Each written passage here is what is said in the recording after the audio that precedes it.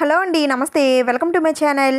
ఈరోజు ఇంకొక అద్భుతమైన వీడియోతో వచ్చేస్తానండి. అదేంటంటే మన ప్రత్యక్ష దైవమైనటువంటి ఆ సూర్య భగవానుడిని రథసప్తమి నాడు ఏ విధంగా పూజించాలి, పాలు ఎలా పొంగించాలి, ఆ స్వామివారికి ఎంతో ఇష్టమైన పరమాన్నాన్ని ఎలా తయారు చేయాలి, చిక్కుడుగాయల రథాన్ని ఎలా తయారు చేయాలి, రథం ముగ్గులు ఎలా వేయాలి, ఈ రోజు ముఖ్యంగా వెలిగించవలసిన గోధుమల దీపాన్ని ఎలా పెట్టాలి, అసలు ఈ రథసప్తమి పూజ ఎక్కడ చేయాలి, ఎవరు చేయాలి, ఈ రోజు మిస్ అయిన వారు మళ్ళీ ఈ పూజ ఎప్పుడు చేసుకోవాలి, అసలు ఈ 2025 సంవత్సరంలో రథసప్తమి ఏ రోజు వచ్చింది, అనేక విషయాల గురించి ఈ రోజు వీడియోలో షేర్ చేస్తున్నానండి. వీడియో అనేది చాలా డీటెయిల్డ్గా మీకు అర్థమయ్యే విధంగా చాలా సింపుల్ పద్ధతిలో చెప్పబోతున్నానండి. అందరూ చేసుకునే విధంగానే చూపిస్తున్నాను. అందుకని వీడియోని ఎక్కడ స్కిప్ చేయకుండా చూసినట్లయితే ఈ ఒక్క వీడియో చాలండి మీకు అన్ని విషయాలు కూడా అర్థమవడానికి. అందుకని వీడియోని ఎక్కడ కూడా స్కిప్ చేయకుండా మొత్తం చూడటానికి అయితే ప్రయత్నించండి. అయితే వీడియో కొంచెం లెంతీగానే ఉంటుంది, కొంచెం ఫాస్ట్ ఫార్వర్డ్లో పెట్టుకొని చూడటానికి అయితే ట్రై చేయండి. వీడియోని చూసే ముందు ఒక్క లైక్ అయితే చేయండి. మీరు చేసే ఈ లైక్ మరికొందరికి ఈ వీడియోని రికమెండ్ చేస్తుందండి. మీ వల్ల వాళ్ళు కూడా పూజా విధానాన్ని తెలుసుకోగలుగుతారు. అందుకని వీడియోని లైక్ చేయండి. ఇంకా బాగా నచ్చిందని అనుకుంటే సబ్స్క్రైబ్ కూడా చేసుకోండి. ఇంకేమాత్రం లేట్ చేయకుండా వీడియోని అయితే స్టార్ట్ చేసేద్దాం. మాఘమాసంలో వచ్చే ముఖ్యమైన పండుగలలో ఈ రథసప్తమి ఒకటండి. ఈ రోజే సూర్య భగవానుడు పుట్టారని అంటారండి. అందుకని దీన్ని సూర్య జయంతి అని కూడా అంటారు. ఈ సప్తమి నాడే స్వామివారు రథాన్ని ఎక్కి తన కిరణాలను మొట్టమొదటిసారిగా భూమి మీదకి ప్రసరింపజేశారు. అందుకనే దీన్ని రథ సప్తమి అని అంటారు. సూర్య భగవానుడు ఆరోగ్యాన్ని కూడా ప్రసాదిస్తారు కాబట్టి అందుకని దీన్ని రథ ఆరోగ్య సప్తమి అని కూడా అంటారు. ఎవరు ఎలా పిలుచుకున్నప్పటికీ కూడా ఈ రథ సప్తమి నాడు ఆ సూర్య భగవానుడిని పూజించడం వలన 7 జన్మలలో చేసిన పాపాలు, 7 రకాల రోగాలు, బాధలు అన్నీ కూడా తొలగి ఆ స్వామివారి కటాక్షం కలిగి సంపూర్ణ ఆరోగ్యం పొంది సుఖ సంతోషాలతో అష్టైశ్వర్యాలతో తులుతూగుతారు. అయితే 2025 సంవత్సరంలో ఈ రథసప్తమి ఏ రోజు వచ్చిందంటే ఫిబ్రవరి 4వ తేదీన మంగళవారం వచ్చిందండి. ఇంకా సప్తమి తిథి ఎప్పటి నుంచి ప్రారంభమై ఎంతవరకు ఉంటుంది, పూజ సమయాలు ఏమిటి అనేవన్నీ కూడా నేను డిస్క్రిప్షన్లో ఇస్తాను, ఒకసారి చెక్ చేయండి. ఈ రథసప్తమి రోజున పూజ చేయడానికి ముందుగా కొన్ని ఏర్పాట్లు అయితే చేసుకోవాలండి. అవి ఏంటనేది ఇప్పుడు చెప్తాను. ముందుగా అయితే ఈ రథసప్తమి రోజున తెల్లవారుజామునే నిద్ర లేచి తలాంటి స్నానం చేయాలండి. 7 జిల్లేడు ఆకులు, 7 రేగుపళ్ళు శిరస్సు పైన పెట్టుకొని స్నానం చేయాలి. ఈ విధంగా చేయడం వలన 7 రకాల రోగాలు, 7 జన్మలలో చేసిన పాపాలు అన్నీ కూడా తొలగిపోతాయని అంటారండి. సూర్యుడు ఉదయించక ముందే ఈ స్నానం అనేది పూర్తి చేయాలి. అయితే ఈ రోజు మనకి సూర్యోదయం ఎప్పుడు జరుగుతుందంటే ఉదయం 6:36 సూర్యోదయం అవుతుంది. ఈ సమయానికల్లా స్నానాలన్నీ పూర్తి చేసుకొని సూర్యుడు ఉదయించే సమయానికి స్వామివారికి ఆర్ఘ్యాన్ని సమర్పించి సూర్య నమస్కారాలు చేసుకోవాలి. అయితే ఈ ఆర్ఘ్యం అనేది సూర్యోదయ సమయానికి చేయొచ్చు, లేదంటే మనం పూజ చేసిన తర్వాత అయినా సరే చేయొచ్చండి. స్వామివారు ఉదయించిన తర్వాత మాత్రమే మనం స్వామివారికి ఈ ఆర్ఘ్యాన్ని అనేది సమర్పించి స్వామివారికి నమస్కారాలు అనేవి చేసుకోవాల్సి ఉంటుంది. ఆ తర్వాత మనం ఇంట్లో పాలు పొంగించాలండి. ఈ రోజున తప్పనిసరిగా పాలు పొంగించడం వలన మన ఇంట్లో సిరి సంపదలు, అష్టైశ్వర్యాలు కూడా అలానే పొంగి పొరులుతాయని అర్థం. అందుకని ఈ రోజున తప్పనిసరిగా పాలు పొంగించి ఆ స్వామివారికి ఎంత ఇష్టమైన పరమాన్నాన్ని తయారు చేయాలండి. అయితే ఇప్పుడు ఈ పరమాన్నం ఎలా తయారు చేయాలి, పాలు ఎలా పొంగించాలి అనేవన్నీ కూడా ఇప్పుడు చూపిస్తానండి. దానికోసం ఇలా ఏదైనా ఇత్తడి గిన్నె ఏదైనా ఉంటే తీసుకోండి, లేదంటే కొత్త గిన్నె అయినా సరే ఉంటే తీసుకోండి. ఒకవేళ ఇత్తడి గిన్నె లేకపోతే స్టీల్ గిన్నె అయినా సరే తీసుకోవచ్చు. తీసుకున్న గిన్నెకి ఇలా చుట్టూ పసుపు రాసి కుంకుమతో బొట్లు పెట్టుకోండి. ఆ తర్వాత ఈ గిన్నెలో పాలు వేసుకోవాలండి. అది కూడా ఆవు పాలు తీసుకుంటే చాలా మంచిదండి. మీకు ఆవు పాలు దొరికితే తీసుకోండి, లేదంటే మీకు ఏ పాలు దొరికితే ఆ పాలు తీసుకోండి. ఇప్పుడు ఈ పాలుని పొంగించాలండి. దానికోసం ముందుగా దాలిని తయారు చేసుకుంటారండి. దాలి అంటే ఆవు పిడకలతో తయారు చేసినటువంటి పొయ్యిని సిద్ధం చేసుకొని దానిపైన ఈ పాలునైతే పొంగిస్తారు. అది కూడా ఆరు బయట సూర్యకిరణాలు పడే చోట ఈ పాలనైతే పొంగిస్తారండి. మీకు అవకాశం ఉంటే అలానే చేసుకోండి. అవకాశం లేని వారు మనం ఇంట్లోనే మన స్టవ్ పైనే మనం ఈ పాలనైతే పొంగించవచ్చు. అయితే ముందుగా ఈ స్టవ్ పైన ఆవు పిడకలు పెట్టి కర్పూరంతో ఈ పిడకల్ని వెలిగించి తర్వాత స్టవ్ని వెలిగించి ముందుగా అగ్నిదేవుడికి దండం పెట్టుకున్న తర్వాత ఇప్పుడు పాలుని స్టవ్ మీద పెట్టాలండి. కొద్దిసేపటికి ఈ పాలన్నీ కూడా బాగా మరిగి పాలు పొంగొస్తాయండి. పొంగే పాలుని ఓదడం కానీ పాలు పొంగిపోతున్నాయి అని అనడం కానీ అస్సలు చేయకూడదండి. పాలు ఎటువైపైనా సరే పొంగొచ్చండి. ఇటువైపు పొంగాలి, అటువైపు పొంగకూడదు అలాంటి డౌట్స్ ఏమీ పెట్టుకోకండి. ఇలా పాలు 3 సార్లు పొంగిన తర్వాత ఈ పాలలో బియ్యం వేసుకోవాలి. అయితే ఈ బియ్యం కడగకూడదండి. ఈ బియ్యంలో కొద్దిగా నెయ్యి వేసి ఈ నెయ్యినే బియ్యాన్ని అంతటికీ కూడా పట్టించాలి. అలా అయితే ఈ బియ్యం శుద్ధి అయిపోయినట్లే. ఇప్పుడు ఈ బియ్యాన్ని మీ ఇంట్లో ఉన్న సభ్యులందరూ కూడా 3 గుప్పెట్లు వేయాలండి. కొద్దిగా వేస్తే సరిపోతుంది. ఎవరైనా ఇంట్లో వాళ్ళు మిస్ అయినట్లయితే వారి పేరు చెప్పి మీరే వేసేయవచ్చు. ఇంకా లాస్ట్ ఉన్న బియ్యం మొత్తం పాలల్లో వేసేసి ఆ తర్వాత కొద్దిసేపటికి ఈ బియ్యం మెత్తగా అన్నంలాగా ఉడికిపోతుందండి. మధ్యలో నీళ్లు పడతాయంటే నీళ్లు వేసుకోవచ్చు, పర్వాలేదు. ఈ అన్నం మెత్తగా ఉడికిందో లేదో చూడటానికి గరిటె మాత్రం పెట్టకూడదండి, చెరుగ్గడ మాత్రమే పెట్టాలి. ఒక చెరుగ్గడ తెచ్చుకొని ముందు రోజే 2 ముక్కలు చేసుకొని ఉంచుకుంటే నెక్స్ట్ డే పరమాన్నంలో ఈ చెరుగ్గడ పెట్టుకొని మీరు స్వామివారికి వడ్డించడానికి కూడా ఈ చెరుగ్గడని ఉపయోగిస్తామండి. గరిటె అసలు పెట్టకూడదు. అన్నం ఉడికిన తర్వాత ఎంత బెల్లం సరిపోతుందో చూసుకొని బెల్లం తురిమి వేసేసుకోండి. బెల్లం కరిగిన తర్వాత దీంట్లో కొద్దిగా నెయ్యి వేస్తే ఆ స్వామివారికి ఎంత ఇష్టమైన పరమాన్నం రెడీ అయిపోయినట్లేనండి. ఇక్కడ ఒక విషయం అండి, ఈ పరమాన్నంలో డ్రై ఫ్రూట్స్ అంటే కాజు కానీ బాదం కానీ కిస్మిస్ కానీ ఇలాంటివి ఏమి కూడా వేయకూడదండి. ఎందుకంటే ఆ స్వామివారికి దంతాలు లేవని, స్వామివారు తినలేరని, అందుకని ఇవేమి వెయ్యరండి. పాలు బెల్లం బియ్యంతో మాత్రమే ఈ పరమాన్నం తయారు చేయాలి. ఈ విధంగా తయారు చేసుకున్న పరమాన్నాన్ని నేరుగా తీసుకొని వెళ్ళి స్వామివారి పూజలో ఈ గిన్నెతో పాటే పెట్టేసుకోవాలండి. తర్వాత స్వామివారికి నైవేద్యం ఎలా నివేదన చేయాలి అనేవన్నీ కూడా చూపిస్తాను. దానికన్నా ముందుగా ఆ స్వామివారికి ఎంత ఇష్టమైన చిక్కుడుగాయల రథాన్ని అయితే తయారు చేసుకోవాలండి. ఈ రథం అయితే తప్పనిసరిగా పూజలో పెట్టుకోవాలండి. దానికోసమే నేను ఇక్కడ చిక్కుడుగాయలు అయితే తీసుకున్నాను. ఈ చిక్కుడుగాయలు చిన్నవైనా పెద్దవైనా ఏవైనా సరే తీసుకోవచ్చండి. పిక్క పట్టింది అయితే కాస్త స్టిఫ్గా ఉంటుంది. స్వామివారి రథానికి 7 గుర్రాలు ఉంటాయండి. అందుకని ఇక్కడ మనం కూడా 7 చిక్కుడుకాయలు అయితే తీసుకోవాలి. అలాగే ఈ రథం అటాచ్ చేయడానికి పొలాలు తీసుకోవాలండి. అది కూడా కొత్త చీపురు పొలాలు తీసుకోవాలి. కొబ్బరి చీపురు ఉంటుంది కదండి, అది కొత్తది కొని తెచ్చుకోండి. మనం ఇంట్లో ఉన్నది మాత్రం అసలు మనం దీనికి వాడకూడదు, కొత్తది మాత్రమే ఉపయోగించాలి.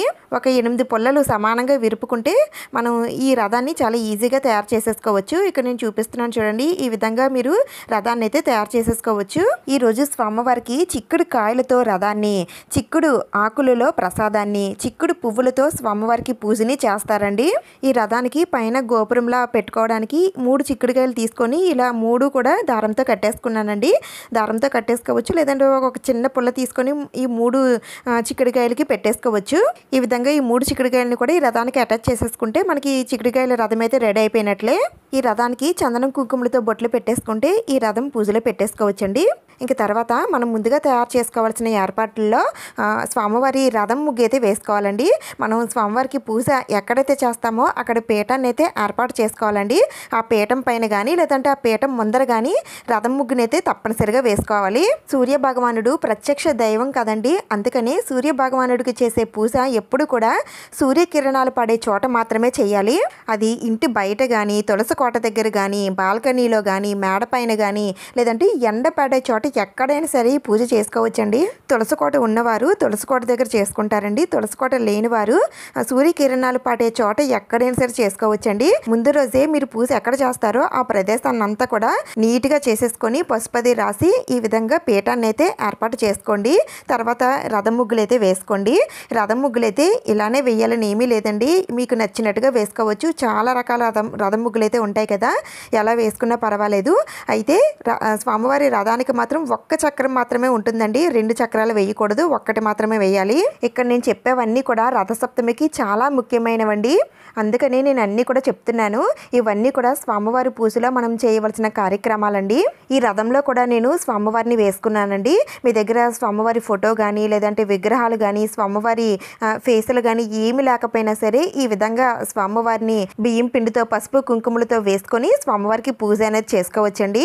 నేను ఇక్కడ రథం ముగ్గునైతే వేసుకున్నాను. తర్వాత ఈ ముగ్గులోనే నేను పసుపు కుంకుమలు నింపుకొని ముగ్గుని కాస్త అందంగా తయారు చేసుకుంటున్నానండి. మీకు నచ్చినట్టుగా మీరు రథం ముగ్గునైతే వేసుకోండి. ఈ ఏర్పాట్లన్నీ కూడా పూజకి ముందుగానే చేసుకోవాలండి. నేనైతే రథం ముగ్గుతో సహా పీఠాన్ని అయితే సిద్ధం చేసేసుకున్నానండి. ఇప్పుడు ఈ పీఠం పైన పెట్టవలసిన పూజా సామాగ్రి ఏమిటి, పూజ ఎలా చేయాలి అనేది ఇప్పుడు చూద్దాం. నేను ఇక్కడ స్వామివారి ఫేస్ని అయితే తీసుకున్నానండి. ఇలాంటి స్వామివారి ఫేస్లు మనకి మార్కెట్లో దొరుకుతాయండి. ఒకవేళ మీకు దొరికితే తెచ్చుకోండి, లేదంటే మీ దగ్గర స్వామివారి ఫోటో ఉన్నా సరే పెట్టుకోవచ్చు. మా దగ్గర ఇవేమీ లేవండి అని అనుకుంటే ఏవీ లేకపోయినా పర్వాలేదండి. చిక్కడికాయల రథాన్ని పెట్టుకొని రథం ముగ్గు వేసుకొని స్వామివారికి పూజ అనేది చేసుకోవచ్చు. ఆ సూర్య భగవానుడి ఫోటో మన ఇంట్లో ఉంటే చాలా చాలా మంచిదండి. ఆ స్వామివారు ఎంత ప్రకాశవంతంగా వెలిగిపోతూ ఉంటారో అంతే కాంతి మన ఇంట్లో కూడా ఉంటుందని అర్థం. అందుకని స్వామివారి ఫోటోని మనం ఇంట్లో పెట్టుకోవచ్చు. అయితే స్వామివారికి చేసే పూజ ఉదయం వేళల్లో మాత్రమే చేస్తామండి, సాయంత్రం వేళల్లో చెయ్యము. ఉదయం వేళల్లో మాత్రమే చేయాలి. అయితే పూజా సమయాలన్నీ కూడా నేను ఇక్కడ స్క్రీన్ పైన ఇస్తాను చూడండి. ఇంకా ఇక్కడ నేను ఒక ప్లేట్లో గోధుమలు వేసుకున్నానండి. ఆ స్వామివారికి ఎంతో ఇష్టమైనవి గోధుమలండి. అందుకని ఇలా ప్లేట్లో కానీ లేదంటే జిల్లేడు ఆకుల్లో కానీ మీరు ఈ గోధుమలు అయితే వేసుకోండి. ఈ గోధుమల పైన కూడా కొద్దిగా పసుపు కుంకుమలు ఉంచి మనం ముందుగా తయారు చేసుకున్న చిక్కుడుకాయల రథాన్ని అయితే దీనిపైన పెట్టుకుంటున్నాను. స్వామివారి రథం అయితే పెట్టుకున్నామండి, మరి ఈ స్వామివారిని కూడా పెట్టుకోవాలి కదా. అందుకని నేను ఇక్కడ ఒక తమలపాకు తీసుకొని ఈ తమలపాకు పైనే చందనం కుంకుమలతో స్వామివారిని అయితే వేస్తున్నానండి. ఆ స్వామివారికి ఎర్ర చందనం అంటే చాలా చాలా ఇష్టం అండి. మనకి మార్కెట్లో దొరుకుతుంది. మీకు దొరికినట్లయితే మీరు తెచ్చుకొని ఆ చందనాన్ని యూజ్ చేయండి. ఒకవేళ దొరకకపోయినట్లయితే మామూలు చందనం ఉంటుంది కదండి, అదైనా సరే వాడచ్చు. ఈ విధంగా స్వామివారిని వేసుకున్న తర్వాత ఈ తమలపాకులో ఉన్న స్వామివారిని ఇలా చిక్కుడుకాయల రథంలో పెట్టేసుకోండి. అలాగే పూజలో చెరుకుగడలు కూడా ఉంటే పెట్టుకోండి, చాలా చాలా మంచిది. అయితే మనకి ఇప్పుడు బ్రౌన్ కలర్లో ఉన్న చెరుకుగడలు కూడా వస్తున్నాయి, అవి కూడా పెట్టుకోవచ్చండి. మనం ఇక్కడ స్వామివారి రథాన్ని పెట్టుకున్నాము. అలాగే స్వామివారి రథానికి ఉన్న అశ్వాలు అంటే గుర్రాలను కూడా పెట్టుకోవాలి కదండి. అందుకనే నేను ఇక్కడ ఆ స్వామివారికి ఎంతో ఇష్టమైన రేగిపళ్ళుని అయితే తీసుకున్నానండి. అయితే నాకు పళ్ళు అయితే ఎక్కడ దొరకలేదండి, అందుకని ఈ రేగికాయలు అయితే తీసుకున్నాను. స్వామివారి రథానికి 7 అశ్వాలు ఉంటాయి కాబట్టి అందుకని ఇక్కడ రేగిపళ్ళు కూడా 7 పెట్టుకోవాలి. ఇక్కడ అశ్వాలు అంటే కిరణాలండి. ఆ స్వామివారు మన పైన ప్రసరింపజేసే కిరణాలే. ఆ కిరణాల రూపంలో నేను ఇక్కడ దీపాలు పెట్టుకుంటున్నానండి. 7 దీపాలు అయితే పెట్టుకుంటున్నాను. ఈ 7 దీపాలే 7 కిరణాలు. మీరు ఇక్కడ రేగిపళ్ళైనా సరే పెట్టుకోవచ్చు, లేదంటే ఇలా 7 దీపాలైనా సరే పెట్టుకోవచ్చు. ఈ 7 దీపాలతో పాటు ఇంకా మీరు ఏమైనా దీపపు కుందులు పెట్టుకోవాలనుకుంటే పెట్టుకోవచ్చండి. ఈ పూజ మేము ఎప్పుడు చేయలేదండి. ఈ పూజ చేయడానికి ఏదైనా ఆచారం ఆనవాయితీ ఉండాలని అంటే ఏమీ అవసరం లేదండి. ఈ పూజ ఎవరైనా సరే చేయొచ్చు. ఆడవారు, మగవారు, చిన్నవారు, పెద్దవారు ఇలా ఎవరైనా సరే చేయొచ్చండి. ఆరోగ్యాన్ని ప్రసాదించే దేవుడు కాబట్టి ఈ రోజు ఆ స్వామివారిని పూజించడం వలన సంపూర్ణ ఆరోగ్యం కలుగుతుందండి. ఒకవేళ ఈ రోజు మాకు పూజ చేయడం కుదరడం లేదండి, మరి ఈ పూజ మళ్ళీ ఎప్పుడు చేసుకోవాలని అంటే మాఘమాసంలో వచ్చే ఏ ఆదివారమైనా సరే మీరు ఈ పూజనైతే చేసుకోవచ్చండి. ఈ పూజ ఈ రోజు చేసుకున్నా సరే ఆదివారాల్లో కూడా మళ్ళీ స్వామివారికి పూజనైతే చేసుకుంటారండి. మీకు ఎన్ని రోజులు కుదిరితే అన్ని రోజులు ఆ స్వామివారికి పూజ చేసుకొని ఆ స్వామివారి కటాక్షం అయితే పొందండి. ఆ తర్వాత ఈ దీపపు కుందుల్లో ఆవు నెయ్యి కానీ లేదంటే నువ్వుల నూనె కానీ వేసుకోండి. ఇంకా దీపారాధన కోసం ఒత్తులు ఎరుపు ఒత్తులు కానీ తెలుపు ఒత్తులు కానీ వేసుకోండి. ఆ స్వామివారికి ఎంతో ఇష్టమైనవి ఎరుపు ఒత్తులు కాబట్టి తప్పనిసరిగా ఎరుపు ఒత్తులతో దీపారాధన అయితే చేయండి. అలాగే పూజలో తప్పనిసరిగా వినాయకుడిని అయితే పెట్టుకోవాలండి. మీ దగ్గర వినాయకుడు విగ్రహం కానీ ఫోటో కానీ ఉంటే పూజలో పెట్టుకోండి, లేదంటే ఇలా పసుపు వినాయకుడిని అయినా సరే చేసి పెట్టుకోండి. ఇప్పుడు ఆ స్వామివారికి ఎంతో ఇష్టమైన గోధుమల దీపం ఎలా పెట్టుకోవాలో చూద్దాం. ముందుగా ఒక ఇత్తడి ప్లేట్ అయితే తీసుకోండి. ఇప్పుడు దీంట్లో 7 జిల్లేడాకులు అయితే తీసుకోవాలండి. ముందుగానే ఈ ఆకులన్నింటినీ కూడా నీటితో శుభ్రంగా కడిగి తర్వాత చందనం కుంకుమలతో బొట్లయితే పెట్టుకోవాలి. ఇప్పుడు ఈ ఆకులపైన కొద్దిగా పసుపు కుంకుమ అక్షింతలు ఉంచి ఇప్పుడు దీంట్లో గోధుమలు వేసుకోవాలండి. సూర్య భగవానుడికి సంబంధించినవి గోధుమలే కాబట్టి అందుకనే ఆ స్వామివారికి ఇష్టమైన గోధుమలు అయితే వేసుకోవాలండి. అయితే ఇవి 3 గుప్పెట్లు కానీ 3 దోశలు కానీ వేయాలి. ఇప్పుడు దీనిపైన మట్టి ప్రమిద ఒకటి పెట్టుకోవాలండి. 1 కానీ 2 కానీ తీసుకోండి. దానికి కూడా చందనం కుంకుమలతో బొట్లు పెట్టి ఈ గోధుమల పైన పెట్టుకోండి. ఇప్పుడు దీంట్లో ఆవు నెయ్యి కానీ నువ్వుల నూనె కానీ వేసి 7 ఒత్తులు అయితే వేసుకోవాలండి. అది కూడా ఎరుపు ఒత్తులు తీసుకుంటే మంచిది. ఇలా స్వామివారికి గోధుమల దీపారాధన చేయడం వలన మన జాతకంలో ఉన్న ఎలాంటి దోషాలున్నా ఆరోగ్య సమస్యలున్నా అన్నీ కూడా తొలగిపోతాయండి. ఈ దీపం కూడా ఎవరైనా సరే పెట్టొచ్చండి. ప్రతి ఆదివారం స్వామివారికి ఈ దీపం పెట్టుకొని పూజ చేసుకుంటే చాలా మంచిది. ఇంక తర్వాత స్వామివారికి ఆర్ఘ్యం ఇవ్వాల్సిన జలంలో ఏమేమి వేయాలో చూపిస్తున్నాను చూడండి. దానికోసం ఒక రాగి చెంబు కానీ ఇత్తడి చెంబుతో కానీ నీళ్లు తీసుకోండి. ఇప్పుడు ఈ నీటిలో కొద్దిగా పసుపు కుంకుమ అక్షింతలు వేసుకోవాలి. అలాగే మీ దగ్గర ఎర్ర చందనం ఉంటే అది కూడా కూడా వేసుకోండి. ఆ తర్వాత కొద్దిగా బెల్లం వేసుకొని ఆ స్వామివారికి ఇష్టమైన ఎర్రని పువ్వులు వేసుకోండి. ఈ జలంతో స్వామివారికి ఆర్ఘ్యం సమర్పిస్తాము. అయితే మీరు ఈ ఆర్ఘ్యం పూజ ముందైనా చేయొచ్చు, లేదంటే పూజ అయిపోయిన తర్వాత అయినా సరే చేయొచ్చండి. ఇలా పూజలో పెట్టుకున్న తర్వాత స్వామివారికి ఆర్ఘ్యాన్ని సమర్పించండి. ఇంకా మనం ముందుగా తయారు చేసుకొని పెట్టుకున్న పరమాన్నాన్ని కూడా ఈ విధంగా గిన్నెతో పాటే తెచ్చుకొని పెట్టుకోండి. దీన్ని వేరే బౌల్లో వేయడం లాంటిది ఏమి కూడా చేయకూడదండి. నేరుగా గిన్నెతో పాటే తీసుకొని వచ్చి పెట్టాలి. స్వామివారికి నైవేద్యం పెట్టడం కోసమని నేను ఇక్కడ తమలపాకులు తీసుకున్నానండి. యాక్చువల్గా అయితే చిక్కుడాకులు తీసుకోవాలండి. 7 చిక్కుడాకులు తీసుకొని స్వామివారికి దానిపైనే ప్రసాదం అయితే వడ్డించాలి. అయితే నాకు చిక్కుడాకులు ఎక్కడ దొరకలేదండి. అందుకనే చిక్కుడాకులు ప్లేస్లో ఇలా తమలపాకులు పెట్టుకుంటున్నాను. ఈ విధంగా పూజకి సంబంధించిన సామాగ్రి అన్నీ కూడా పెట్టేసుకున్నామండి. ఇప్పుడు పూజ ఎలా చేయాలో చూద్దాం. ముందుగా దీపారాధన చేసుకోవాలండి. స్వామివారి దగ్గర పెట్టిన దీపాలు కాకుండా సపరేట్గా దీపపు కుందులు పెట్టుకుంటే ముందుగా ఆ దీపపు కుందులు వెలిగించాలి. ఆ తర్వాత ఆది దేవుడైనటువంటి వినాయకుడికి పూజనైతే చేసుకోవాలి. స్వామివారి శ్లోకాలు, మంత్రాలు, అష్టోత్తరాలు మీకు ఏది వస్తే చదువుకుంటూ స్వామివారికి పసుపు, కుంకుమ, అక్షింతలు, పువ్వులు అలాగే వస్త్రాన్ని కూడా సమర్పించి పూజనైతే చేసుకోవాలండి. ఇవేమి మాకు రావండి అని అనుకుంటే ఓం గణపతియే నమః అనే మంత్రం చదువుకొని పూజనైతే చేసుకోండి. స్వామివారికి అగరబత్తులతో ధూపం ఇచ్చి ఏదైనా నైవేద్యం నివేదన చేయండి. బెల్లం ముక్కలు కానీ, అరటి పళ్ళు కానీ, పటికీ బెల్లం కానీ, అటుకులు కానీ ఇలా ఏవైనా సరే స్వామివారికి నైవేద్యం పెట్టి ధూపం చూపించి నీరాజనం సమర్పించండి.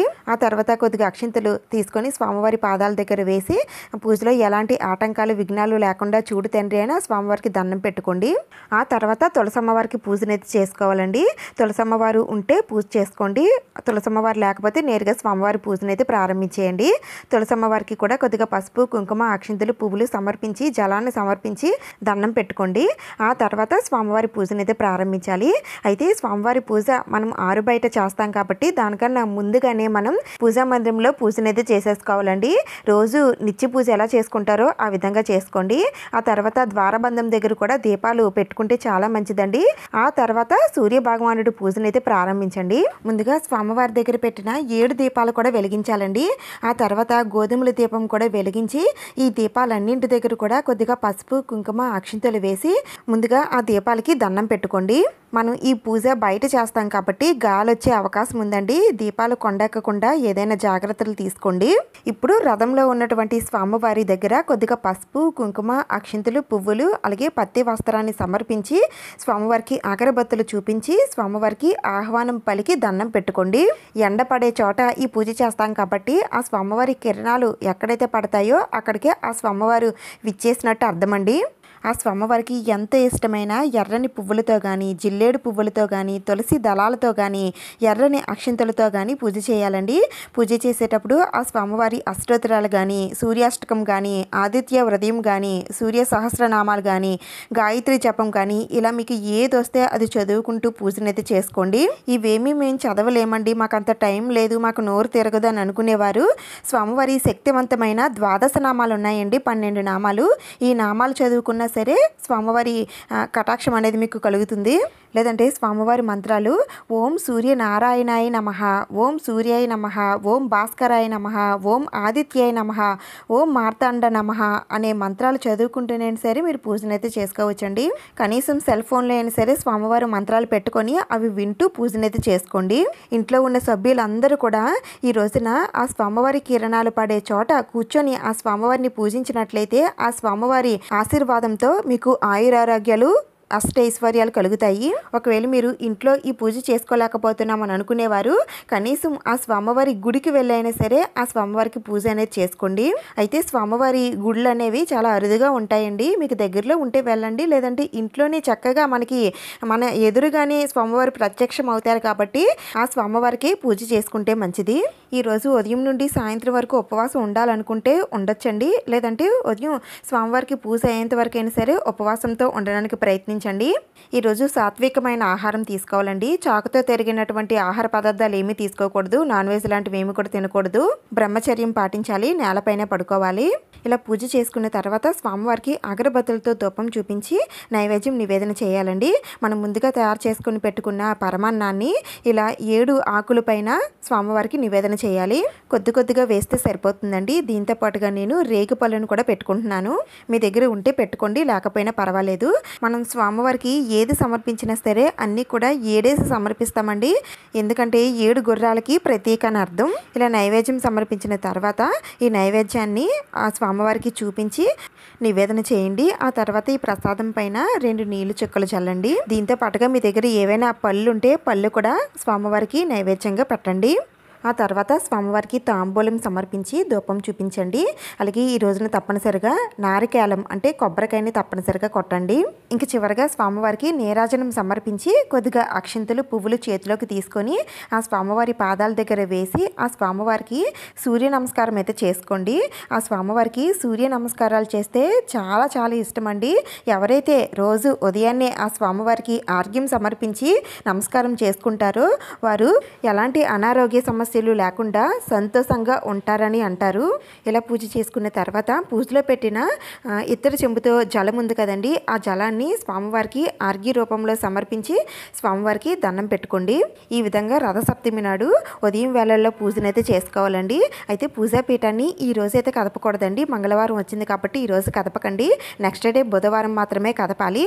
అయితే పూజలో ఏవైనా ముఖ్యమైన దీపపు కుందులు ఏవైనా పెట్టినట్లయితే వాటిని అయితే తీసేవచ్చండి. కానీ స్వామివారిని అయితే కదపకూడదు. అంటే రథాన్ని కానీ అలాగే గోధుమల దీపం కానీ స్వామివారి ఫోటోని కానీ ఇలాంటివి ఏమి కూడా కదపకూడదండి. అయితే పూజలో పెట్టిన నైవేద్యాలు అయితే మీరు తీసి తినొచ్చండి. మీరు పరమాన్నాన్ని చిక్కుడుగాయ ఆకుల్లో వేస్తే ఆ చిక్కుడుగాయ ఆకుతోటే పరమాన్నం తింటే ఆరోగ్యానికి చాలా మంచిది. అలాగే ఈ పరమాన్నాన్ని ఎవరికైనా పంచి పెట్టినా సరే చాలా మంచిదండి. పైగా ఇలా చేసిన పరమాన్నం చాలా రుచిగా ఉంటుందండి. ఇంకా గోధుమల దీపం కొండెక్కిన తర్వాత దీంట్లో వేసిన గోధుమల్ని తీసి వాటిని ఉడికించి ఆవుకి పెట్టండి. లేదంటే ఈ గోధుమల్ని మట్టిలో పెట్టినా సరే కొద్ది రోజులకి గడ్డిలాగా వస్తుందండి. ఆ గడ్డినైనా సరే మీరు ఆవుకి తినిపించవచ్చు. ఇవేమీ మేము చేయలేమని అనుకుంటే వీటిని పారే నీటిలో కానీ ఎవరు తొక్కని ప్లేస్లో కానీ వేసేయండి. అలాగే చిక్కుడు రథం కింద వేసిన గోధుమలను కూడా ఈ విధంగానే చేయాలి. ఇంకా చిక్కుడుగాయ రథాన్ని అయితే ఇందులో ఉన్న పొలాలు తీసేసి చిక్కుడుగాయల్ని మీరు కూర వండుకొని తినొచ్చండి. ఇంకా పూజలో పెట్టిన పసుపు వినాయకుడిని అయితే ఏదైనా గిన్నెతో వాటర్ తీసుకొని దాంట్లో నిమజ్జనం చేసేయండి. ఆ తర్వాత వాటర్ని తులసి కోటకు తప్ప ఏ మొక్కకైనా సరే వేసేయండి. ఇంకా రథం ముగ్గుని ఏదైనా క్లాత్తో తుడిచి ఈ పిండిని మొక్కల మొదట్లో వేసేయండి. ఇంకా పూజలో పెట్టిన రేగుపళ్ళు కూడా మనం తినొచ్చండి. పిల్లలు తింటే ఇంకా మంచిది. ఇంకా స్వామివారి ఫోటో కానీ లేదంటే స్వామివారి ఫేస్ కానీ స్వామివారి విగ్రహాలు కానీ ఏవైనా పూజలో పెట్టుకున్నట్లయితే వాటిని మీ పూజా మందిరంలో కానీ లేదంటే హాల్లో కానీ పెట్టుకోండి. లేదంటే ఒక దగ్గర భద్రపరచుకున్నా సరే నెక్స్ట్ టైం పూజకి మీకు ఉపయోగపడతాయి. ఈ పూజ ఆరోగ్యంతో ఉన్నవారే కాదండి, ఆరోగ్యంతో లేని వారు కూడా చేసుకుంటే వారి ఆరోగ్యం కుదుట పడుతుంది. ఇంకా ఈరోజు కత్తిపేటతో కానీ చాకుతో కానీ తరిగినటువంటి కూరలు కాకుండా చేత్తో చిక్కినటువంటి చిక్కుడుకాయలతో కూర వండుకొని తింటే చాలా మంచిదండి. ఉపవాసంతో ఉన్నవారు స్వామివారికి పెట్టిన నైవేద్యాన్ని ప్రసాదంగా తీసుకోవచ్చు. ఈ విధంగా రథసప్తమి నాడు చేసుకునే పూజ సంవత్సరం అంతా మనకి ఎంతో వెలుగుని తెచ్చి పెడుతుందని పెద్దల నమ్మకం అండి. అందుకని ఈ రోజున తప్పకుండా ఆ సూర్యనారాయణుడికి పూజ చేసుకొని ఆ స్వామివారి ఆశీర్వాదం అయితే పొందండి. స్వామివారిని వేసిన తమలపాకుని ఒకసారి వాటర్లో కడిగేసి ఆ తమలపాకుని పారే నీటిలో కానీ లేదా చెట్ల మొదట్లో కానీ వేసేయండి. ఈ వీడియోలో రథసప్తమికి సంబంధించిన అన్ని విషయాలు కూడా షేర్ చేశానండి. ఇంకా మీకు ఏమైనా డౌట్స్ ఉంటే నేను కామెంట్స్లో అడగండి, నేను తప్పకుండా రిప్లై ఇస్తాను. ఈ వీడియో మీకు నచ్చింది, యూజ్ అయ్యింది అని అనిపిస్తే ప్లీజ్ తప్పకుండా లైక్ చేయండి, షేర్ చేయండి, సబ్స్క్రైబ్ చేసుకోండి. ఇంకొక మంచి వీడియోతో మళ్ళీ కలుద్దాం. Thank you for watching.